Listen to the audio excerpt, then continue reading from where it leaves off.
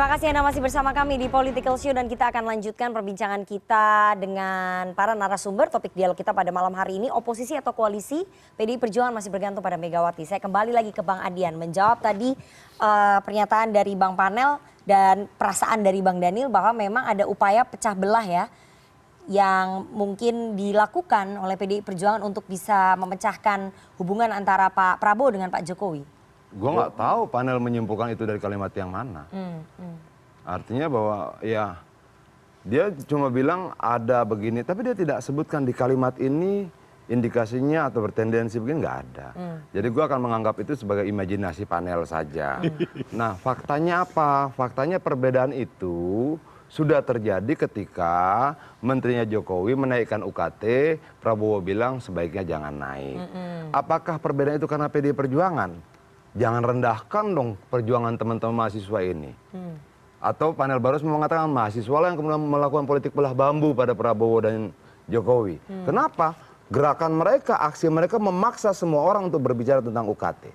Memaksa Prabowo, memaksa PDI Perjuangan membahasnya di Rakernas. Itu loh. Apakah ketika PDI Perjuangan membahas soal UKT di Rakernas dan kemudian itu membuat Jokowi menunda UKT, itu yang dianggap pecah belah oleh panel? Kan kita tidak tahu. Tapi kalau menurut saya mereka berhasil memaksa seluruh tokoh negara ini berbicara tentang UKT. Dan itu kemudian memaksa Jokowi menunda. Kemenangannya baru satu tahap loh. Menunda, belum membatalkan. Sehingga dia, nah itu kan harus jelas gitu loh. Artinya bahwa dalam tindakan, dalam segala macam, siapa yang kemudian mampu membuat Prabowo dan Jokowi berbeda pandangan dalam satu peristiwa? Mahasiswa. Dalam konteks itu UKT, mungkin satu kebetulan kali. mau apapun, mau kebetulan, mau by design, mau apapun segala macam, itu terjadi nggak terjadi. Mereka berhasil memaksa semua orang berbicara tentang UKT.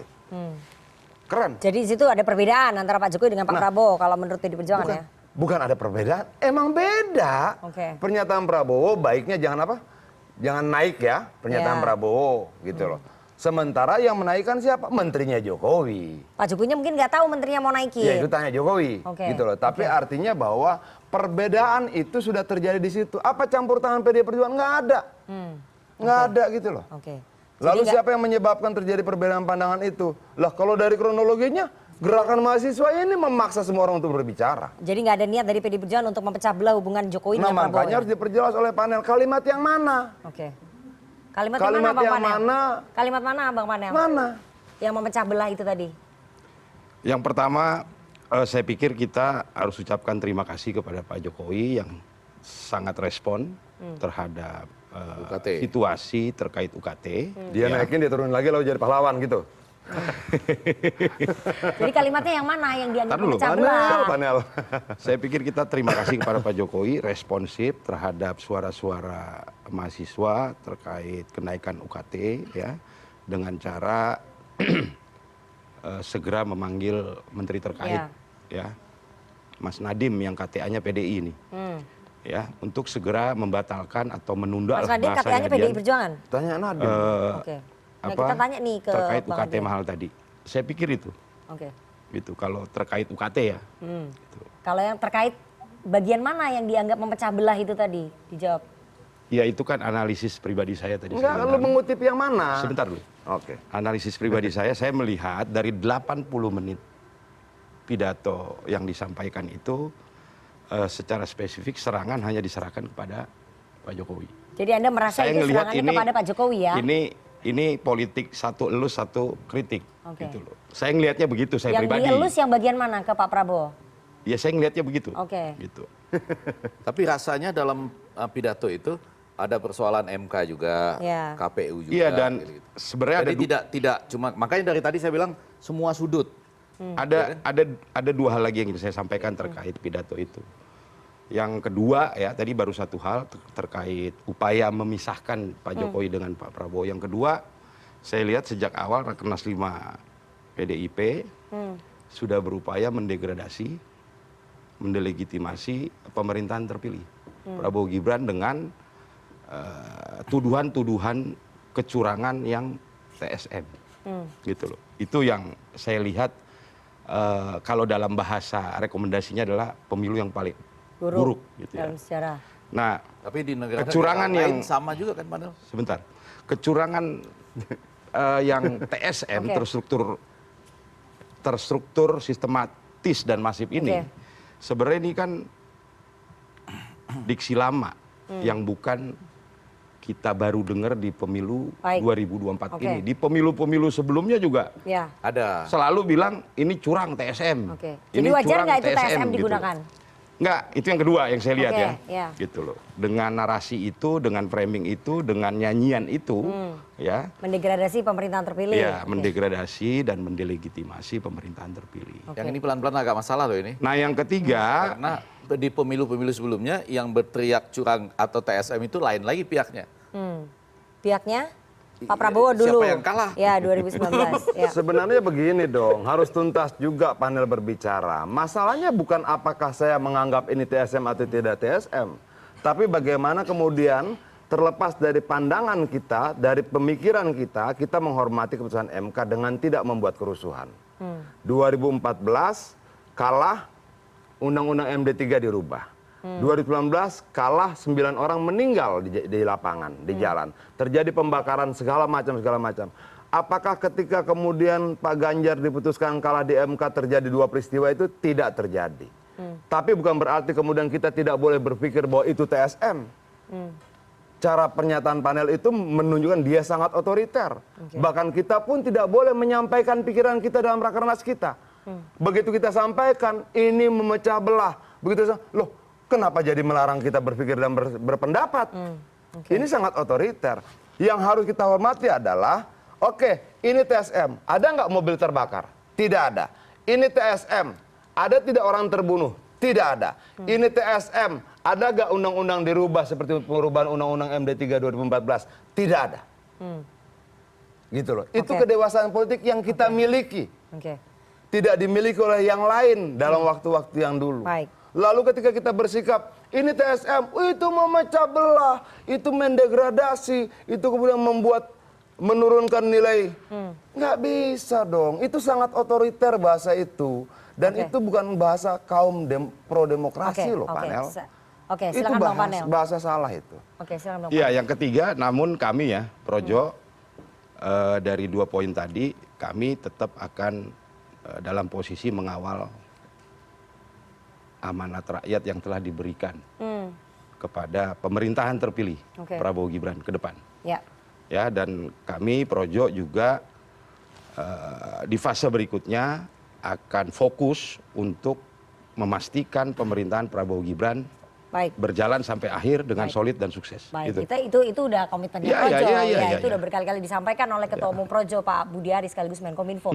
Saya akan beranjak ya lebih jauh soal pilkada. Karena sikap PDI Perjuangan ini akan berpengaruh pada pilkada sesuai analisisnya Bang Effendi Ghazali tadi. Ini ada pernyataan dari Mbak Puan Maharani, kita dengarkan sama-sama. Merekomendasikan kepada Ketua Umum PDI Perjuangan untuk hanya melakukan kerjasama dan komunikasi politik dengan pihak-pihak yang memiliki komitmen tinggi di dalam menjamin pelaksanaan agenda reformasi, penguatan supremasi hukum, dan sistem meritokrasi, serta peningkatan kualitas demokrasi yang berkedaulatan rakyat guna peningkatan sebesar-besarnya untuk kemakmuran rakyat. Saya mau ke Bang Ege. Bang Ege, Anda harus menganalisa apakah kemudian pernyataan dari Mbak Puan mewakili bahwa PDI Perjuangan akan lebih selektif lagi dalam memilih kerjasama politik di pilkada serentak, salah satunya dengan Koalisi Indonesia Maju dan Partai Gerindra. Ya, jadi memang pada bagian ini tertolong sebetulnya oleh semacam bangun dasar dari PDI Perjuangan beberapa waktu sebelumnya lah. Nggak ada oposisi gitu. Jadi mereka nggak oposisi. Kata kerjanya menjadi, atau kata bendanya kerjasama. Nah, coba dalam pilkada menurut saya, inilah makanya ditaruh komandante ini di sebelah sini, agak berat di bawah itu. Kenapa? Analisis saya ya. Karena di situ kan ada dua hal. Iya, bukan cuma cair. Ada 2 hal tuh, antara menang sama mempertahankan bahwa kita tidak bekerja sama dengan mereka yang TSM tadi. Misalnya. Kan itu TSM sama dengan melanggar konstitusi dan lain-lain. Nah, ini kan ada antara keinginan yang ingin ditegakkan ditambah dengan kenyataan bagaimana mendapat sejumlah tiket untuk maju. Ini Tidak semudah itu. administratif aja dulu gitu. Oke. Tapi kalau dia senyum berarti mudah, Iya, iya. ya kan? Saya membayangkan nggak mudah karena kelihatan betul dari berbagai pilkada yang ada selama ini, kecuali sekali ini betul-betul ya, habis Iya, iya. Rakornas ini, poin tadi ke berapa? 16-17 dilaksanakan dengan sangat ketat. Lalu kita lihat nanti siapa-siapa yang terdaftar pada Oke. mulai 26 Agustus ya. Iya. Apakah betul itu hanya mempertahankan Jadi ada posisi tidak dilematis nih bekerja sama ya. dengan Ya. mereka yang melanggar konstitusi, melanggar apalagi semuanya lah. Jadi ada posisi dilematis di PDI Perjuangan, Bang Adian sebagai ketua tim Nggak mudah, pemenangan. saya bilang, nggak mudah, bukan dilematis lah. Jadi nggak mudah untuk PDI Perjuangan, Anda sebagai ketua tim pemenangan pilkada dengan pernyataan yang Mbak Puan tadi merekomendasikan partai hanya bekerja sama dengan pihak-pihak yang tidak melanggar konstitusi, itu bagaimana? Bisa Menegakkan nggak sih supremasi hukum? bisa nggak sih kita berbicara untuk kepentingan yang lebih besar, untuk kepentingan rakyat? Oke. Contohnya begini, kenapa kemudian PDI Perjuangan tidak menarik menterinya? Oh enggak, kita tidak mau ada program terganggu karena ketika program itu terganggu korbannya adalah rakyat. Ya. Oke, kenapa sih kemudian kita berkata demikian kemarin? Ya kita bicara kontrak pilpres. Oke. Sementara ini pilkada berbeda. Jangan dong. Oke. Jangan dong kemudian problem itu menjadi problem seluruh orang, problem semua level, nggak boleh. Ya pilpres ya pilpres. Oke. Pilkada Gitu loh. beda lagi ceritanya. Pilkada beda lagi ceritanya. Oke. Jangan dan kemudian dibawa sampai kemudian pemilihan kepala desa. Jangan. Nggak bisa. Oke. Ini problem pilpres, kelar di pilpres. Ya. Oke, pilkada akan punya masalahnya sendiri. Iya. Gitu loh.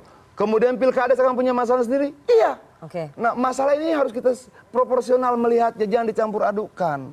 Yang berbahaya ketika kemudian dicampur adukan gitu loh. Problem di pilpres menjadi problem pilkada. Sementara persoalan rakyat tidak selalu sama. Baik. Bagaimana perilaku elit di pilpres dan perilaku elit di pilkada tidak bisa kita generalisir Oke. gitu. Jadi PDI Perjuangan akan tetap membuka komunikasi politik dengan partai-partai di koalisi Indonesia Maju, terutama Nah, kalau Gerindra, kita dewasa, di pilkada. kalau kita dewasa secara politik menempatkan persoalan secara proporsional, jangan kita campur adukan, kita siap bekerja sama dengan seluruh partai. Yang kisi-kisinya disampaikan oleh Mbak Puan Oke. tadi. Oke. Dia berpihak pada demokrasi, dia menjaga upaya penegakan hukum, dia menjaga ideologi, konstitusi dan sebagainya. Tapi jangan campur adukan. Oke. Begitu kalian campur adukan, problemnya lebar. Oke. Oke, dari situ nanti kita akan lihat siapa yang mau bangsa ini tercerai-berai, Baik. siapa yang mau bangsa ini remuk redam. Oke. Yang mau bangsa ini remuk redam, yang mencampur adukan pilpres, pilkada sampai pilkades. Jadi Itu. konstelasi pilkada tidak dipengaruhi pilpres begitu? Lo beda soal Oke, dong. itu menurut PDI Perjuangan. Undang-undangnya tidak sama, Ya, pasal-pasalnya tidak sama, yang terlibat juga orang-orang calonnya tidak sama. Tapi banyak orang-orangnya Pak Jokowi, orang-orang di sekitarnya Pak Jokowi, kerabatnya Pak Jokowi yang akan maju di pilkada, itu nanti PDI Perjuangan gimana? Lo itu sikap yang berbeda lagi. Oke. Gitu loh. Oke. Kalau Dalam Medan konteks lain lagi, Ya. Misalnya begini. Bekasi lain lagi. Ya ini banyak begini. diferensiasinya ini. Lo tidak dong. Boleh nggak kemudian kita menolak politik dinasti yang dipaksakan seperti itu sampai level tertentu? Ya. Boleh.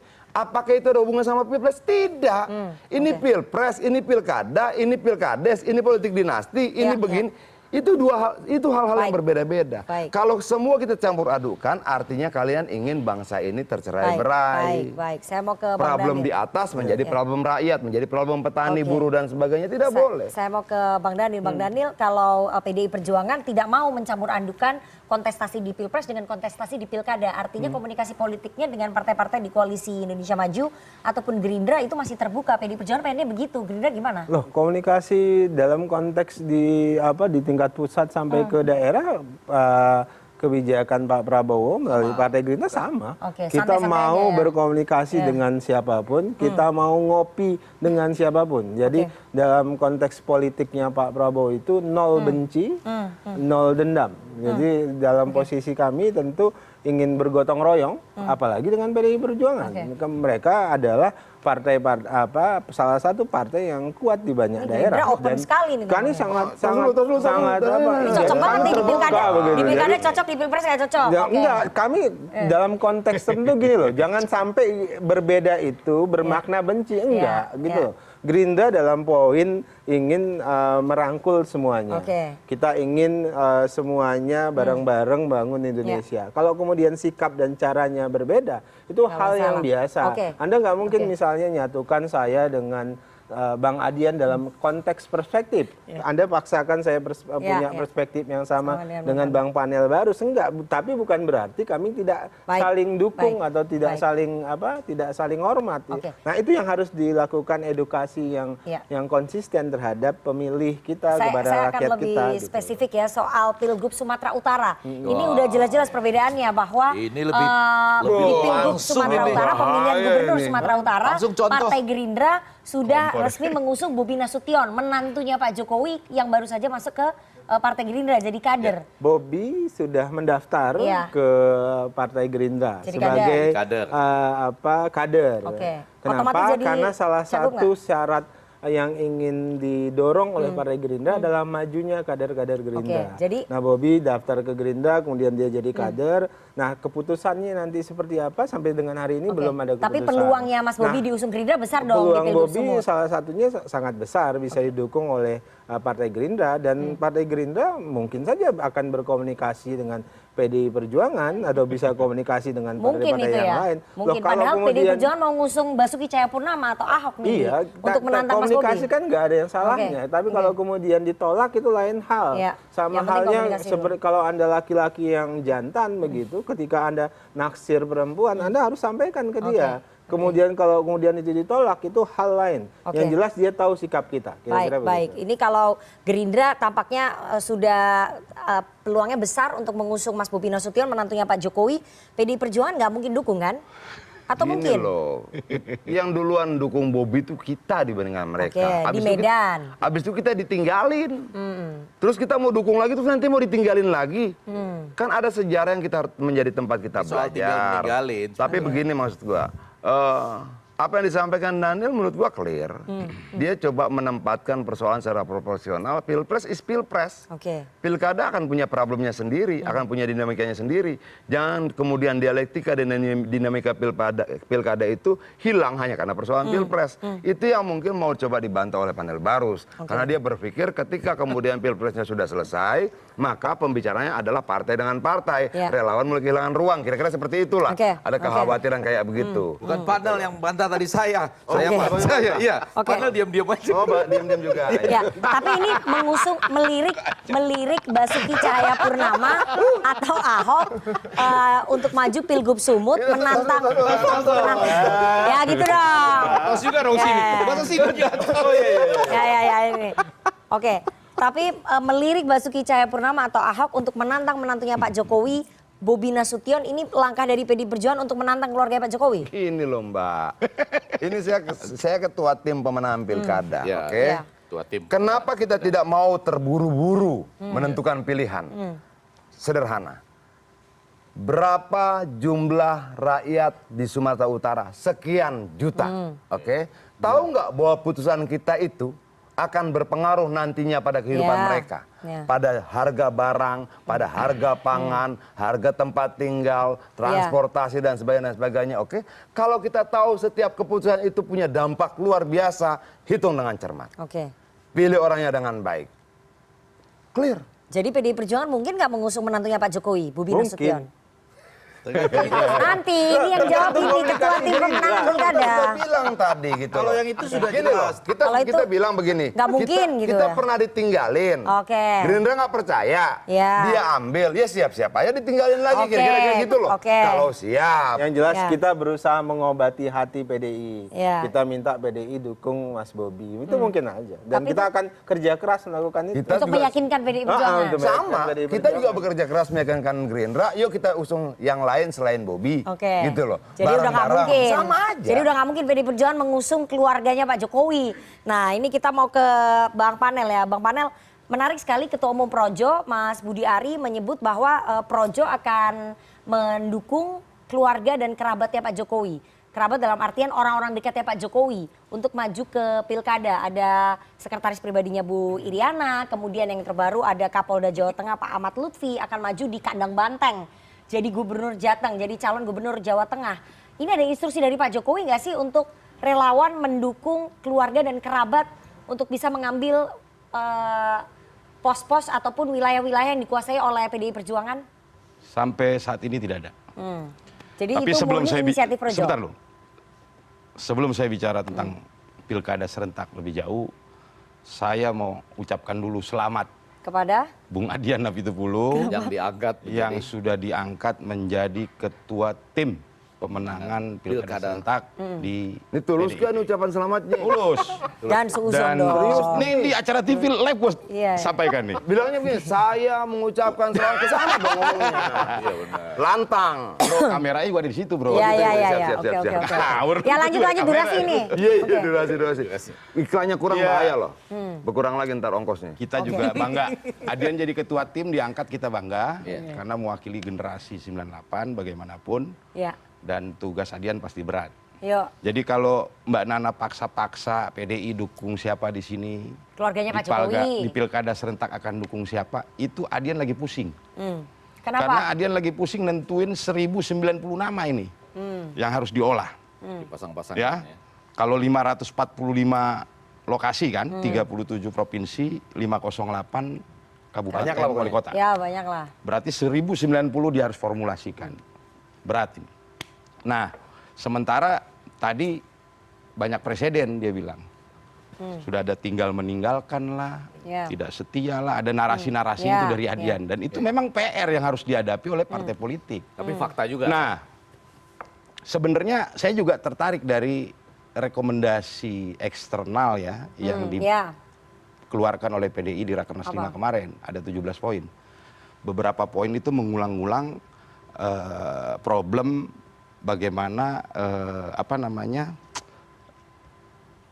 pelembagaan partai politik. Oke, Itu diulang-ulang tuh terus? di poin beberapa itu, gitu ya. Perbaikan, pembenahan Ya. di Partai partai politik. politik. Ya, ya. Karena ada Yuk. beberapa isu yang penting dan mendasar. Nah, ya, yang pertama bagaimana sebuah partai bisa menghasilkan kader yang Ya. tangguh, Oke. bukan adopsi. Ya. Ini kan karena banyak pragmatisme nih terjebak Jadi pragmatisme poinnya apa ingin. nih? Poinnya apa Iya, Bang? panjang banget sih, no. Iya. Poinnya apaan sih? Terus? Ya tugasnya dia berat Ngucapin ini. selamat apa Iya. ya? Jadi kalau dipaksa-paksa Tadi PDI padahal akan mulainya duduk- enak loh ngucapin selamat. Iya. Ya, jadi kan PDI Perjuangan udah jelas nih, Poinnya apa? nggak mungkin mengusung keluarga dan kerabatnya Pak Jokowi. Iya, Nah, itu terus Jadi gimana sebenarnya relawan gini, Mbak Pak Nana. Jokowi gimana? sampai Mereka juga- hari ini tidak ada. Jawabannya kan Oke. itu. Ya. Baru Gini, kemudian gini. selamat. Gini. Saya Dia- mau menyampaikan tadi ada poin yang menarik buat saya ya, yang disampaikan Kelembagaan. rekomendasi Ya. politiknya Ya, PDI ini kan di udah Rakernas. ditinggalin tadi. Mbak Nana pertanyaan salah. Dia Gerindra. Oke. Oke. Ini momentum pilkada, dia akan mengusung. Si A, si B, si C. Saya PD Perjuangan, partai politik, ini momentum pilkada. Akan mengusung si A, si B. Projo bukan partai. Ya, Mau ngusung siapa? ya, oke. Jadi ya, dia tidak bisa mengusung siapa-siapa selain bertahan untuk memenangkan Tapi kan keluarga relawannya, Jokowi. relawannya Bukan memenangkan. dong. Undang-undang kita mengatakan. ini Sebentar. nanti ucapan selamat jadi gua korting nih Yan. Kalau lu Kagak, kemudian gua mendowngrade perang Oke. gerakan rakyat. Ya, gua ini kita harus break nih. Gua mendudukan Dalam problemnya bahwa secara konstitusi kita undang-undang Gua kita setuju itu, gua nggak debat lewat itu. partai Oke. politik. Jadi Baik. kalau dia tanya bagaimana Projo, dia bukan partai politik. Ya kan tidak bisa membantu mencalonkan pemenangan. siapa-siapa. Ya. Lu mau mendowngrade itu atau Oke, apa? oke kita lanjutkan Rubah nanti di undang-undang ya segmen gitu. selanjutnya Kemarin ya. dia diangkat Kita harus ketua jeda terlebih relawan dahulu, ini. jangan kemana-mana, tetap bersama kami di Relawan Political loh. Show. Siapa yang mendowngrade relawan?